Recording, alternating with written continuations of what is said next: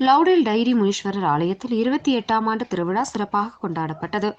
நீலகிரி மாவட்டம் உதகை அடுத்துள்ள லவுடேல் லாரன்ஸ் பள்ளியில் உள்ள டைரி பகுதியில் அமைந்துள்ள முனீஸ்வரர் ஆலயத்தில் 28வது ஆண்டு விழா சிறப்பாக நடைபெற்றது.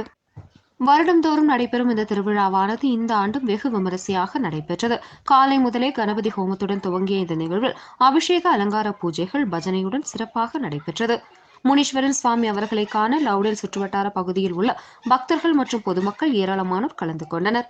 இந்த விழாவிற்கான ஏற்பாடுகளை கோவில் கமிட்டியினர் கஜேந்திரன், ஜனார்த்தனன், ராஜேந்திரன், கோபி, வினோத், முருகன், ராஜ் மற்றும் கோவில் பூசாரி தீபக், சிவா மற்றும் கோவில் அங்கத்தினர்கள் சிறப்பாக செய்திருந்தனர்.